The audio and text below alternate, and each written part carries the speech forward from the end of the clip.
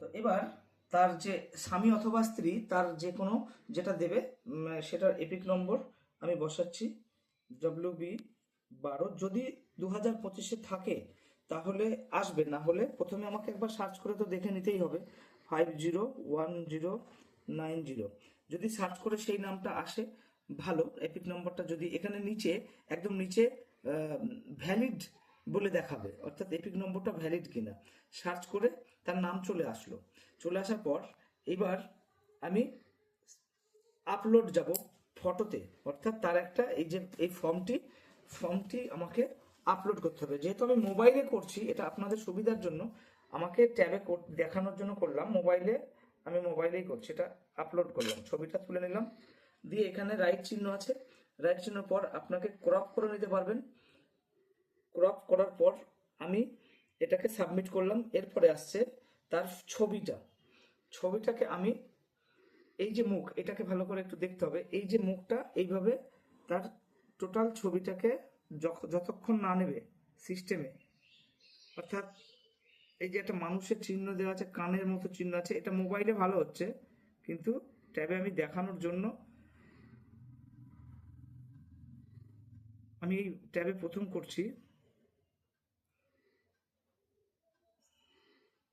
তো যাই হোক, এটাকে সাবমিট করার পরে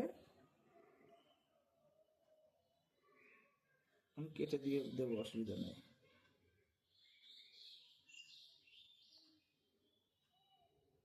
নিচ্ছে না,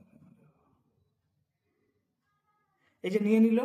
নেয়ার পরে এইবার আসবে সাবমিট অপশন। এই সাবমিটে যখন যাব বলছে প্লিজ ভ্যালিড স্পাউস এপিক নম্বর, অর্থাৎ তার যে স্বামীর নাম্বারটা এটা কোনোভাবে ম্যাচ করেনি, তার মানে পুরনো নাম্বার দিয়েছে। তাহলে এটাকে আমি অফ করে দিলাম। রফিক শেখ যেটা নাম আছে, রফিক শেখ নাম দিয়েই আমাকে সাবমিট করতে হবে। সাবমিট ফর্ম সাবমিটেড সাকসেসফুল, এই জায়গাটা একটু ভালো করে দেখতে হবে। যখন একজন বিএলও করছে ফর্ম সাবমিটেড সাকসেসফুলি, অর্থাৎ সাকসেসফুলি হয়েছে, ওকে করে দিলাম। এইটা আমি যখন অর্থাৎ এটা জমা হয়ে গেল। এইবার কিছু ক্ষেত্রে দেখছি যে কিছু সাবমিট করা ফর্ম আবার অপশন চলে আসছে, সেটাকে আমাদেরকে একটু চেক করতে হবে।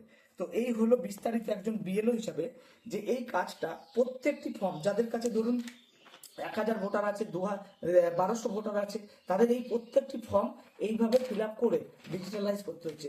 এটা যে হিউজ মানে ডিফিকাল্ট টাস্ক আমি মনে করি।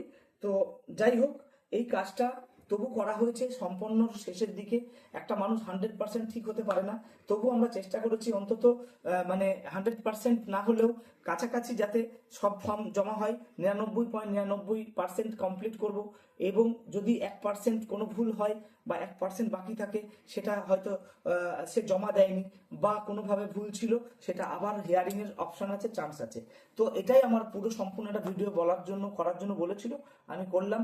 কেমন লাগলো জানাবে, এবং কেমন হলো মানে কাজটা কতটা টাফ এবং কি ধরনের দায়িত্বপূর্ণ কাজ সেটা আপনারা মন্তব্যে জানাবেন। Thank you.